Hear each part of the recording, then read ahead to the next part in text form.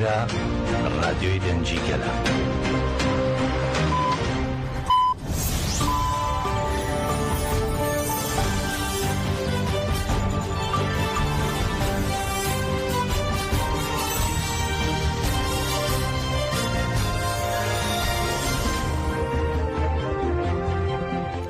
ئەم کاتتان باش بیسەرانی هێژان لە ڕادیۆ دەنگی گەلەوە با یارمەتی هاوکارانم گەشتی هەواڵەکانی ئەمڕۆ هەینی 15 ئابەی 2025 سان پێشکەش دەکەین کاتژمێردا با کاتی ناوەندی ئەوروپایە.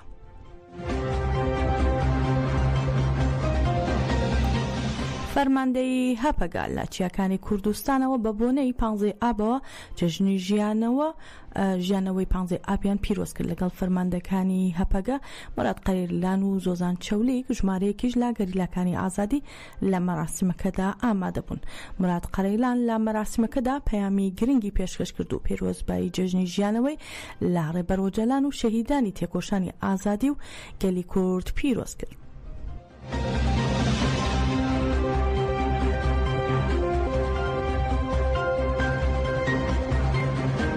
ججنا وجینه لرهبر آپو پیروز دکن سلاب رزداری و گریدانی خواه پیشکش دکن هبال هجا گل مای برمد ده دیروکا گل مدا بینگا و پانزی طباق میلادک روژا قطاندنا زنجر کولتینه لهمبر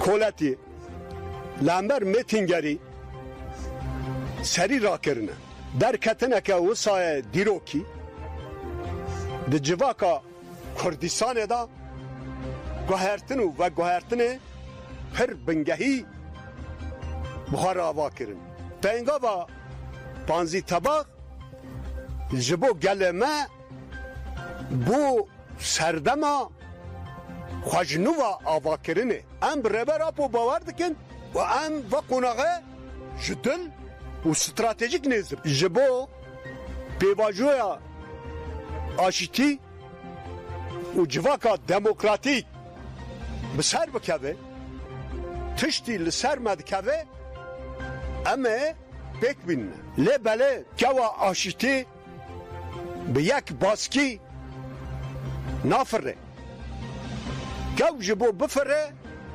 دبه دباس که خواهم دبه برای همه تشتی میمار آشتی میمار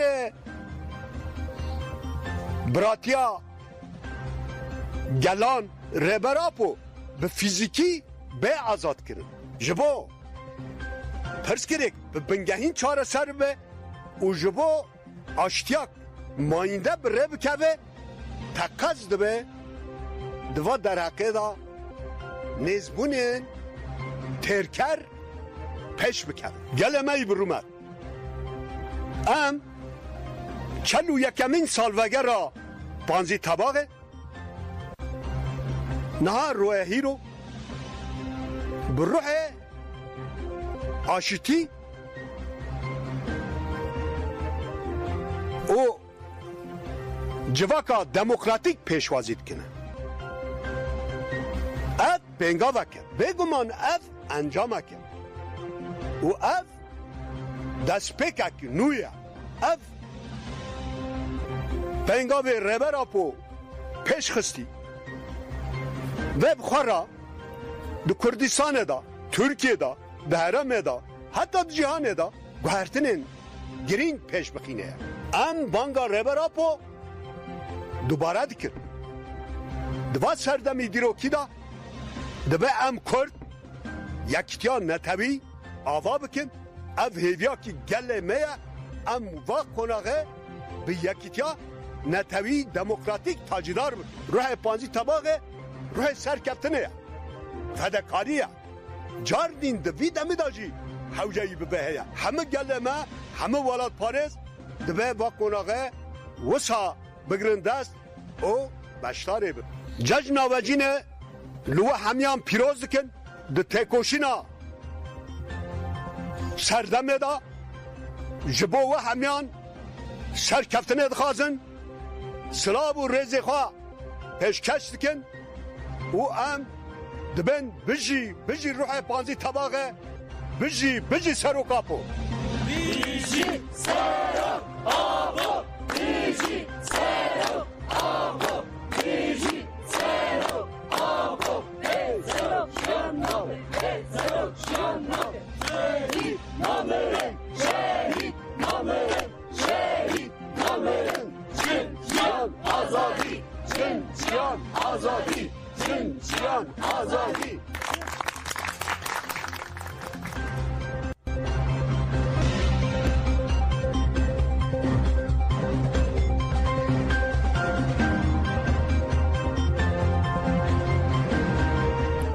پارتی ژیانی ئازادی کوردستان پەژاک بابۆنەی ساڵوەگەڕی 15 ئاب ڕاگەیاندراوێکی بڵاو کردەوە و ئەو ڕۆژەی با سیمبۆلی ژیانەوەی گەلی کورد و خاڵی سەرەتای قۆناغێکی نوێ لە توێکەوشانی ئازادی ناوبرد و ڕێگەیان ئەو هەڵمەتەی کە ساڵی 1984 بە پێشنگایەتی فەرماندا هەواڵ عەگەید و بە ڕێبەرایەتی ڕێبەرۆجەلان دەستی پێکرد توانی لە سەرتاسەری کوردستان پلانەکانی کۆمەڵکوژی و ئاسیمیلەکردن دژی گەلی کورد تێک بشکێنێت و هۆشیاریەکی نەتەوەی بخولقێنێت. پەژاک یادی هەموو شەهیدانی ئازادی لە کەسایەتی شەهید عەگەید مەحسووم کۆڵکماز کردەوە و ڕێگەیان ئەمڕۆ فەرهەنگی بەرخۆدان ڕێگی داکوتاوە کوردستان بۆتە قەڵای ئازادی و دیموکراسی و هیچ هێزێکیش ناتوانێت ئەم پرۆسەیە بوەستێنێت و ئیرادەی گەلەکەمان بشکێنێت. هەروەها پەژاک سەرنجی بۆ ڕۆژهەڵاتی کوردستان و بزوتنەوەی شۆڕژگێڕانەی ژنجیان ئازادی ڕاکێشاوە و بەم شێوەیە درێژە با ڕاگەیاندراوەکەی دەدا. خەباتی 10 ساڵەی سەر ڕێبازی بزوتنەوەی ئاپۆی بنەمای ڕاپەڕینی گەورە بوو دەستکەوتی گەورەی هێناوەتە ئاراوە لە کۆمەڵگەی فرێنەتەوەی ئێراندا لە سایەی ڕاپەڕینی مێژوویی 15 ئابدا دەرفەتی گەیشتن بە ئازادی بۆ هەموو گەلان بەدەستهات. بێگومان بژانەوەی گەلی کورد بژانەوەی ژنان و بژانەوەی گەلانی ستەم لێکراوە.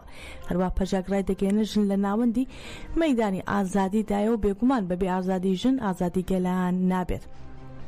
هەروەها لە کۆتاییشدا ڕایگەاندووە ئەمڕۆ ژنان و گەنجان پێشەنگەکانی ئەم خەباتن و پرۆسەی ئاشتی و کۆمەڵگەی دیموکراتیک با سەرکەوتن تاجدار دەکەن.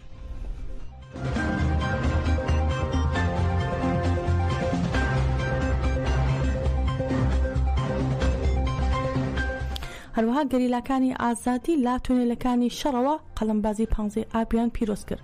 گەریلاکانی ئازادی کوردستان لا تونێلەکانی بەرخۆدانەوە 15 ئابیان پیرۆز کرد.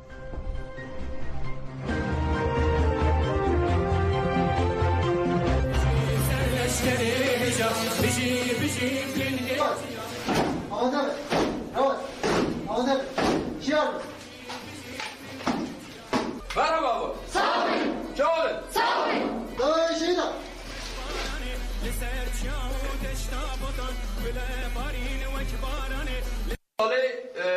دەستپێکی سەرۆکاتی ئەوەڵی شەهید گەلمێ وەلاتپەرست و ئەوەڵی حەزرا پیرۆز دەکەن.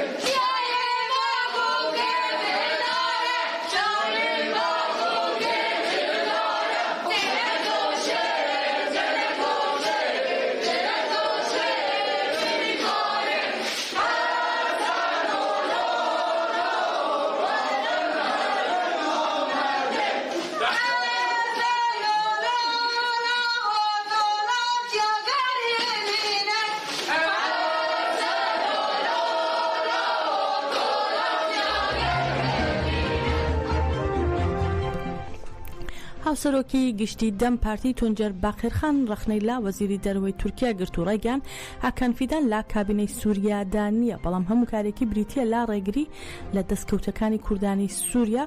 هەروەها تورکیای با ڕێگر زانی لا ڕێککەوتنی نێوان کورد و حکوومەتی کاتی دیمەشقیش. هاوسەرۆکی دەم پارتی لە باریوتەکانی هاکان فیدانەوە دەڵێت هاکان فیدان هەموو کار و چالاکیەکانی لەسەر تێکدانی دەستکەوتەکانی کورد چڕ کردوێتەوە، هەموو جیهانیش ئەمما دەبینێت و دۆخەکە جێی نیگەرانیە. باقیرخان دەشڵێت هەر کەسێک با ڕۆژی ڕووناک چاوەکانی دابخات هەموو شوێنێک وەک شەو دەبینێت، بەڵام شەو تەنها بۆ ئەوە چونکە دەرەوە ڕووناکە و ڕۆژە. هەروەها هاکان فیدانیش کاتێک چاوەکانی دادەخات هەموو شوێنێک وەکو شەو دەبینێت و وا دەزانێت کورد بوونی نییە، بەڵام بەڕێز هاکان ئەمە هەڵەیە و هیوادارین لە داهاتوویەکی نزیکدا چاوەکانت بکەیتەوە و ڕاستیەکان ببینیت و زمانێک بەکار بهێنیت کە خزمەت با چارەسەری بکات. باقیرخان هەروەها لە قسەکانیشیدا ئاماژەی بۆدا کە کورد بۆ سووریا لە دیمەشق و بۆ تورکیاش لە ئەنقەرە بە دوای ئاشتی و چارەسەریدا دەگەڕێت.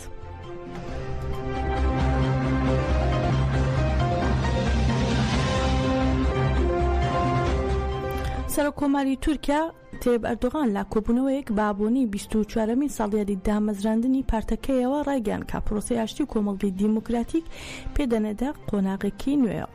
ئەردۆغان دووپاتی کردەوە کە دەتوانن کێشە ناوخۆیی و دەرەکیەکانی تورکیا چارەسەر بکەن و بەم پرۆسەیە ئیرادەی چارەسەریان گەیاندوتە قۆناغێکی نوێ. هەروە ڕاشتی گیان پێشکەوتنی گەورە لە پرۆسەکەدا ڕووی داوە و لە بەردەوامیشدا ئەردۆغان تشکی خستە سەر گۆڕان و پێشهاتەکان لە هەرێمەکە و جیهان داوتی ئێمە پێداگرین لەسەر سەقامگیری و ئێستا ئامادەکاری دەکەین بۆ گرتنەبەری هەنگاوی نوێ.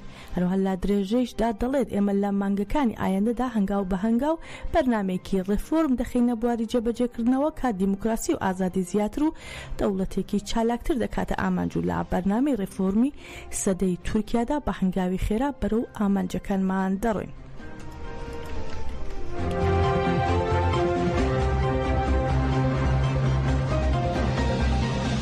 لە دژی شارەوانی گەورە شاری ئەستانبۆڵ ئۆپەراسیۆنێکی نوێ دەستی پێکردو و لە ماڵی سەرۆک شارەوانی بیۆغڵۆی جەهەپە ئینانگۆنەی ڕاوێژکارەکەی یەکیت ئۆگوز و هەندێک کەس لە میدیای ئاس گەڕان و پشکنین ئەنجام درراوە.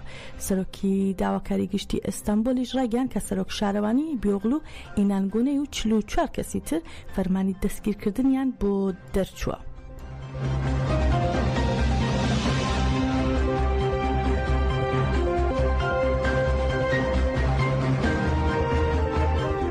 لە گۆڕستانی شەهید دیجلە لە باشووری کۆبانی شەهیدانی مانگی ئاب بابۆنەی 15 ئابەوە یادکرانەوە. سەدان کەس لە کانتۆنی فرات و بنەماڵی شەهیدان بابۆنەی 15 ئابەوە شەهیدانیان بەبیر هێنایەوە و چوونە سەرگۆڕی ڕۆڵەکانیان و لەوێ مۆمیان داگرساند. هاوسەرۆکی ئاکادمیای ئەمگیهان جودی بنەماڵی شەهیدان سلەیمان وتی ئەمڕۆ بۆ ئێمە لە دایکبوونەوەیەکی نوێیە و دەوڵەتانی داگیرکە دەیانەوێت کە ئیتر کورد سەرکوت دەکەن و کوردەکان چیتر نەتوانن ڕاپەڕن، بەڵام ئێمە ئەو ڕۆژە کتوبەندەکانمان شکاند و بووە با ڕۆژی لە دایکبوونەوەمان. لە مەراسمەکەدا بنەماڵی شەهیدان مۆمیان لە سەرگۆڕی ڕۆڵەکانیان داگیرساند و شەهیدانیان بەبیرهێنایەوە.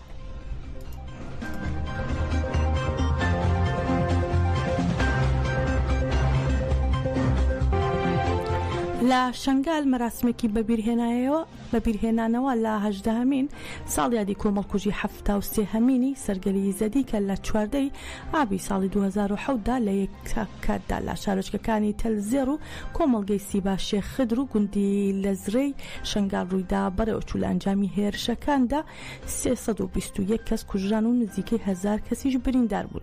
ئەو قوربانیانەی کە هەندێکیان لە گۆڕە بە کۆمەڵەکاندا نێژرابوون هێشتا ناسنامەیان دیاری نەکراوە و تەرمەکانیشیان ڕادستی بنەماڵەکانیان نەکراوەتەوە. مەراسمی بەبیرهێنانەوەکە با بەشداری تەفگەری ئازادی ژنانی زەدی تاژێ و ئیداری خۆبەڕێوەبەری شنگال لە گۆڕستانی بە کۆمەڵی شێخماند بەڕێوەچوو. نایەف شەمۆ هاوسەرۆکی ئەنجومەنی خۆبەڕێوەبەری دیموکراتیکی شنگال مەخەدەشە لەوێ ڕایگەیاند ئەو کاتە شنگال لەژێر کۆنتڕۆڵی پێشمەرگەکانی پەدەکەدا بوو، بەڵام پەدەکەی زەدیەکانی نەپاراست. هاوکات ئازاد حوسێن ئەندامی ئیداری خۆبەڕێوەبەری شنگالیش ڕایگەیاند لە هێرشەکەدا بە سەدان کەس کە 23یان لە یەک بنەماڵە بوون گیانیان لە دەستدا و 75 کەسیش لە دوو گۆڕی بە کۆمەڵدا دۆزراونەتەوە. لە لایەکی تریشەوە پاکیزە ئەلیاس ئەندامی تەفگەری ئازادی ژنانی زەدی تاژی ڕایگەیاند لە هێرشەکەدا کە بە 4 بار هەڵگری بووم ڕێژکراو ئەنجامدرا سەدان ئیزەدی گیانیان لە دەستدا و شوێنی هێندێک لە قوربانیەکان هێشتاش نادیارە و گۆڕە بە کۆمەڵەکان هێشتا هەڵ نەدراونەتەوە.